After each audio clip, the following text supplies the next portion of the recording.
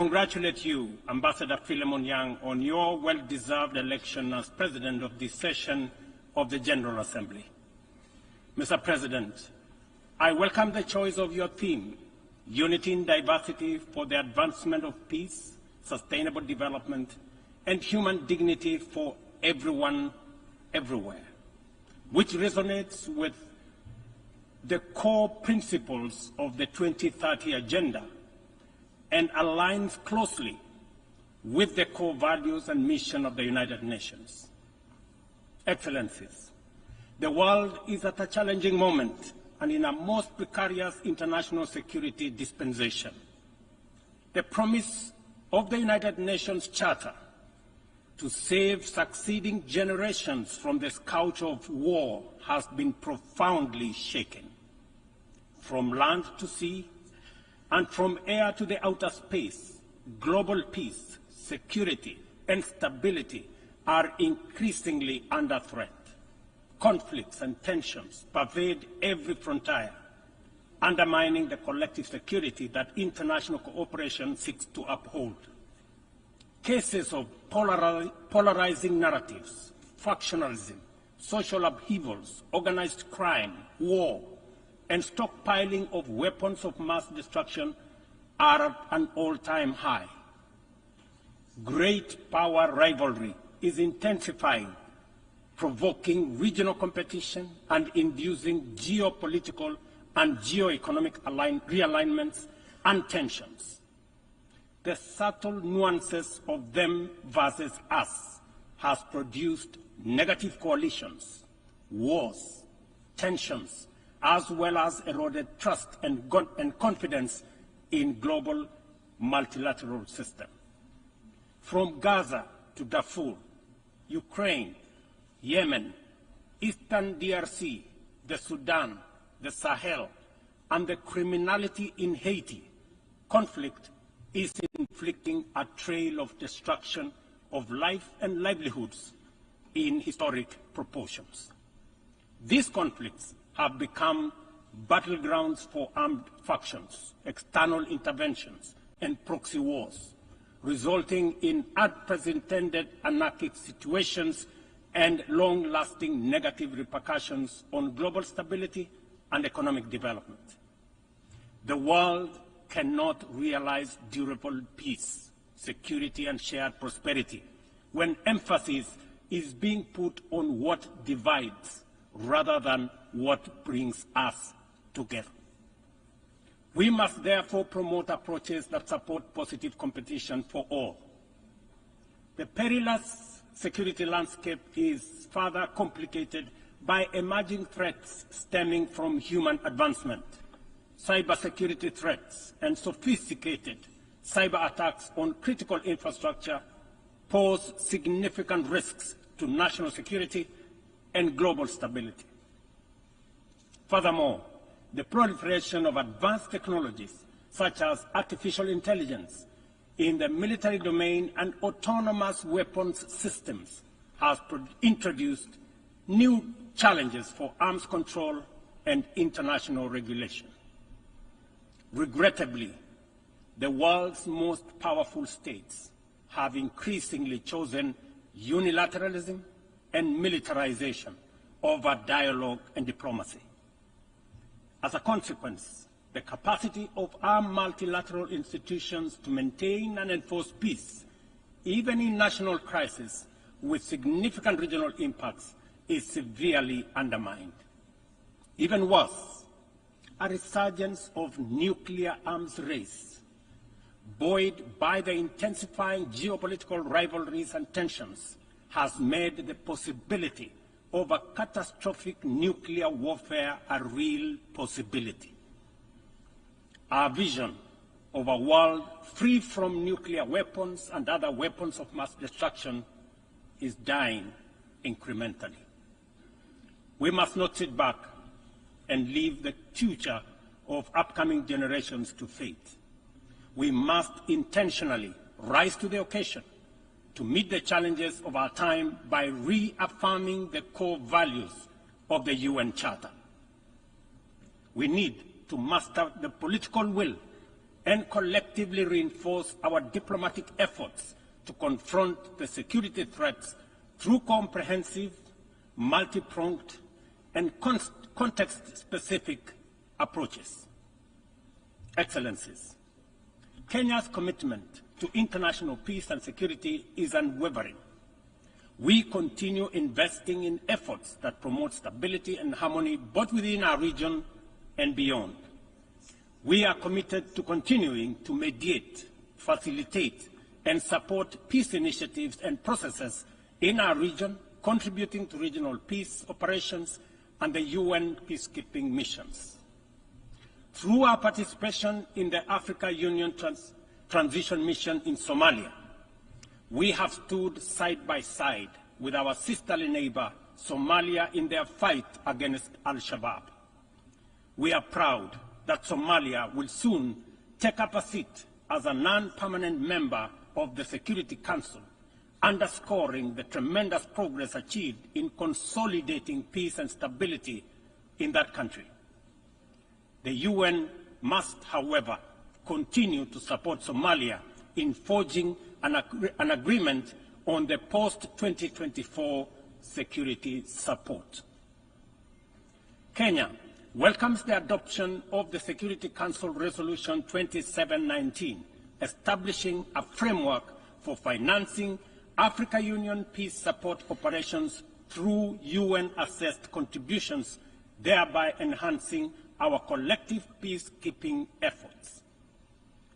A well-funded AU peace operation are not only an African priority, but a global good, considering the complexity and interconnected nature of emerging threats to international peace and security. Earlier this year, and at the request of the leadership of South Sudan, I launched the All-Inclusive Tumaini Initiative, bringing together the warring parties and the political leadership of South Sudan to address the root causes of the protracted conflict in that country. I commend the leadership of South Sudan and all the participating parties for their commitment to the peace process. I also thank all regional and international partners for their unwavering support, both political and financial, to the South Sudan Tumaini Initiative. Ladies and gentlemen, at the last General Assembly, I announced Kenya's readiness to lead a multinational security support mission to Haiti at the Haitian government's request. Following the Security Council's authorization under Resolution 2699, Kenya has deployed 382 specially trained police officers to Haiti.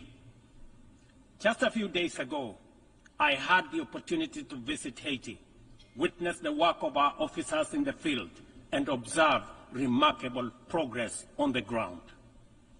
Our support for the Haitian National Police has significantly advanced the pacification of cities and towns, protected critical infrastructure, and relieved many communities previously held captive by criminal gangs. I also commend Haiti's political leadership for forging an agreement and a promising roadmap towards free, fair, and democratic elections.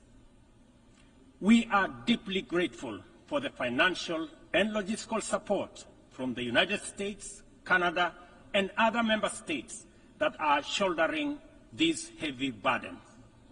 This has been critical to the MSS's deployment thus far. However, Kenya and other Caribbean and African countries are ready to deploy, but are hindered by insufficient equipment, logistics, and funding. I appeal to all member states to stand in solidarity with the people of Haiti by providing necessary support, either directly to MSS contributing countries or through the UN Trust Fund. I must emphasize, however, that Kenya will deploy the additional contingent towards attaining the target of all the 2,500 police officers by January next year. The progress is the progress so far in Haiti demonstrates that what was once deemed mission impossible is indeed a present and undeniable possibility. Mr. President, we must candidly acknowledge that international cooperation in its current form has clear limitations. It is constrained by entrenched systems and structures that prevent effective action and meaningful progress. Since the last General Assembly, the global situation has deteriorated across multiple fronts. Conflicts have deepened, economic disparities have widened, and the climate crisis has intensified. To address these challenges, we must rethink and reform global collaboration mechanisms, making them much more responsive, adaptable, and impactful.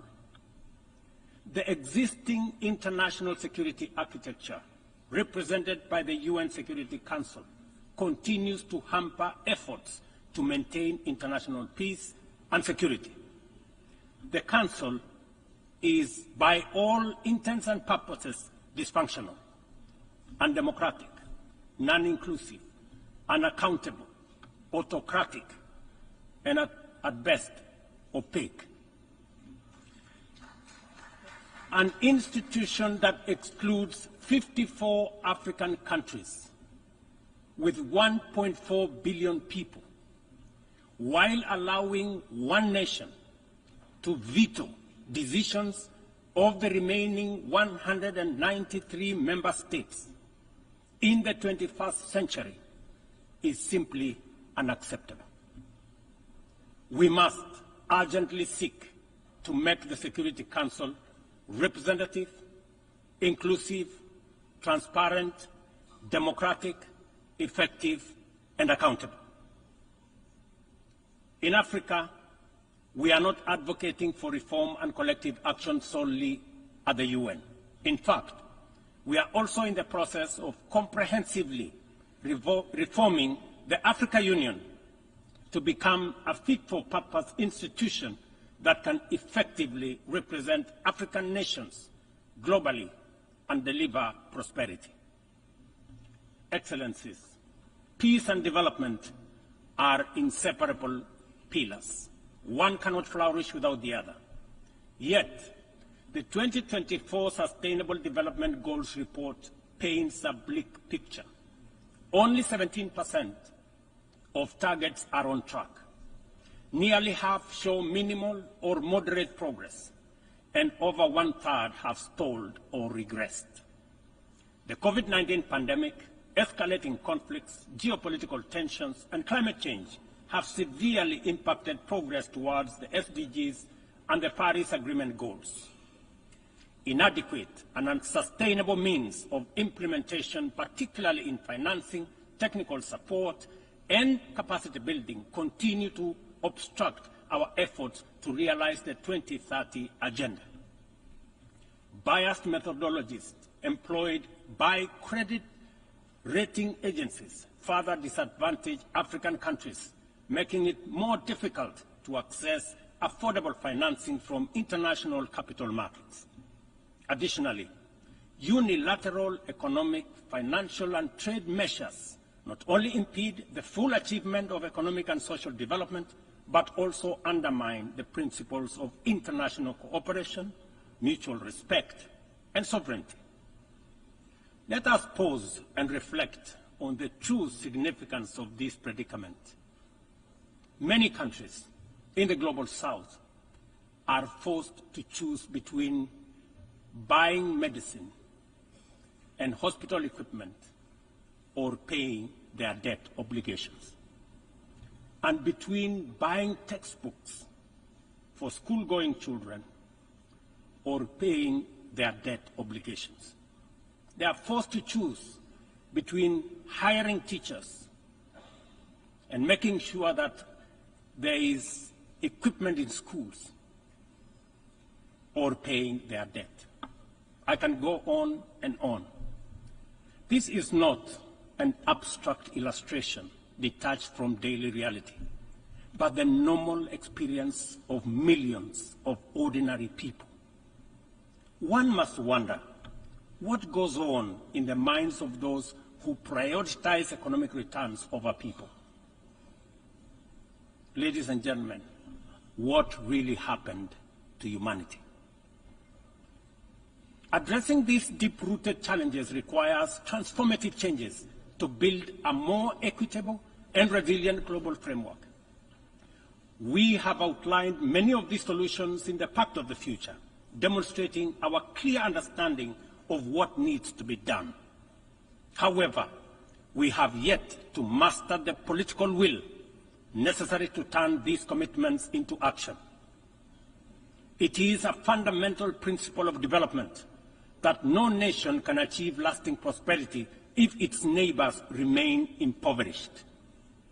Our economies are interconnected, and the well-being of one directly impacts the other. We must ensure that developing countries have the necessary foundations to claim their rightful place in the 21st century global economy. This is not just a moral and fair imperative. It is a strategic necessity to address systemic challenges such as migration, labor market disparities, climate change, and global security. Strengthening these foundations requires reforming the international financial architecture, facilitating debt relief, concessional long-term at-scale financing, grants, and de-risking lending instruments is essential to increasing investment to develop vital infrastructure and expand critical sectors. Consider Africa's immense untapped potential in clean energy resources. Harnessing this potential is critical not only for the continent's economic growth and social resilience, but also for global priorities like accelerating the energy transition, combating climate change, and diversifying supply chains. Energy-hungry industries such as data centers, mineral processing, and manufacturing are seeking clean and affordable sources which Africa can provide in abundance. Yet, out of the 500 gigawatts of renewable energy added to the global mix in 2023, Africa accounted for less than 3 gigawatts. How is this possible, given the continent's vast natural resources, skilled workforce, and massive energy needs? We cannot allow Africa to be left behind this time round. Affordable financing is essential, but so are transformative policies and inclusive fair trade practices, market access, inclusive international tax cooperation, technology transfer, and capacity building. This is why, at COP28, we launched the Africa Green Industrialization Initiative, aimed at unlocking investments for the continent's immense opportunities. This Pan-African initiative promotes large-scale, high-impact, and bankable green industrial and infrastructure projects. Next month, in Nairobi, we will host an investment forum for the Accelerated Partnership for Renewables in Energy to attract investments for the untapped potential in solar, wind, geothermal, and hydropower. Globally, we also need to improve the tools we already have. The SDG Stimulus Fund, initiated by the Secretary General in 2023, requires our joint support to succeed, including from multilateral development banks. Similarly, replenishing the International Development Association, IDA, is essential to provide concessional loans to the world's poorest nations. Earlier this year, I hosted the IDA 21 Replenishment Summit in Nairobi, where African leadership reaffirmed the critical importance of IDA for developing countries and called for an ambitious replenishment of US dollars 120 billion. Our collective efforts must include trust and accountability to ensure that we fulfill our promises and our commitments. Additionally, we launched the Africa Club, the alliance of African multilateral financial institutions to strengthen and support Africa's position in the global financial architecture. This body will serve as a powerful negotiator on behalf of the continent, coordinate with global financial institutions, and leverage African countries' balance sheets to increase investment and create jobs in Africa. We believe that African institutions such as the Afri-Exim Bank, Trade and Development Bank, the Africa Finance Corporation, among others, understand the continent even better. As part of the reform of the international financial architecture, we must not only reform the multilateral institutions, but also support and stop bias against these African institutions. Excellencies, ladies and gentlemen, climate change remains one of the greatest challenges of our time. Biodiversity loss and pollution have created environmental crises that upend lives, reverse progress in poverty reduction, and strain ecosystems to their breaking point. Extreme weather conditions continue to hinder the development aspirations of many countries, especially in Africa, where severe climate-related hazards are becoming more frequent and more intense. In 2022, over 110 million people in Africa were directly affected by climate-related disasters, resulting in more than $8.5 billion in economic damages. According to the Emergency Event Database, there were approximately 5,000 fatalities, though the toll is likely to be higher due to underreporting. We are at a crossroads, and the path to correcting the climate course is clear. COP29, to be held this November in Baku, Azerbaijan, presents a critical milestone in ensuring that the solutions we implement are rooted in fairness and opportunity for everybody. However, the new climate financing goal expected at COP29 faces significant hurdles as deep disagreements persist over who should contribute and how much funding is needed. Without swift resolution, these divisions risk derailing our collective progress on climate action, just as the global situation becomes increasingly urgent. Let me be clear. Political posturing and inaction will neither protect the vulnerable from the consequences of a runaway climate crisis, nor save our civilization from ecosystem collapse. It is therefore critical that all nations step forward to meet this moment with ambition and responsibility. As we confront the escalating impacts of climate change, we must also recognize the interconnected environmental challenges we face, such as plastic pollution, which continues to wreak havoc on ecosystems and threatens global sustainability. It is imperative that we adopt a robust global plastics treaty during the 5th round of negotiations in Busan in the Republic of Korea this November.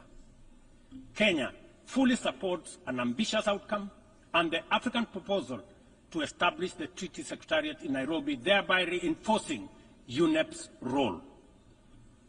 It is indeed unfortunate and regrettable, ladies and gentlemen, that UNEP is the only body where secretariats of conventions created under it are increasingly being carved out and located elsewhere. UNEP, being one of only 2 UN headquarters in the Global South, must not be cannibalized for whatever purpose or reason, let alone excuse. Mr. President, as the host country of UNEP and UN Habitat, I take this opportunity to thank the Assembly for approving the upgrade of the infrastructure at the United Nations office in Nairobi, the largest UN campus in the world. This project includes the construction of new office space and the design of ultra-modern conference facilities. These developments mark a significant milestone towards enhancing the quality and accessibility of Secretariat services to member states. Not only will they serve current needs, but they will also strengthen the future success of multilateralism. We look forward to the Assembly's continued support as construction begins in 2025. It will be critical to ensure that UNON receives sustainable and predictable resources to ensure the timely completion of this upgrade. Kenya will continue to play its part in ensuring that UNON fulfills its mandate. Accordingly, the Government of Kenya has undertaken extensive improvements and expansion of physical infrastructure around the complex and will continue working towards making Nairobi a regional and humanitarian hub for the United Nations. Mr. President, Excellencies, ladies and gentlemen, as we reflect on the theme of this session, the call for unity in diversity in the pursuit of peace, development, and human dignity, it is evident that we must reimagine international cooperation to align with the complex realities of the 21st century. Our actions must reflect our ambition and commitment to a world where progress is measured not just by economic growth, but by the well-being, rights, and dignity of every person. The challenges we face, from climate crisis to economic inequality, demand a bold rethinking of how we work together, grounded in mutual respect and shared responsibility. The achievement of the Sustainable Development Goals cannot be reserved for the privileged few. It must be a shared success that uplifts all nations, transcending borders and disparities. Our collective efforts to combat climate change must be rooted in fairness and equity, ensuring that no nation or community bears a disproportionate burden. This is our shared journey. We must have a say in the choices we make. We must move beyond outdated paradigms of power and influence to create a system of international cooperation that reflects the aspirations and dignity of every human being. We must embrace a new vision of global solidarity, one that upholds the principles of equity and inclusivity. It is within our power to build a world that embodies the true spirit of the United Nations, a world where every voice is heard, every life is valued, and global progress is shared by all. This is the cooperation our people expect, our future demands, and it is the commitment we must deliver. I thank you.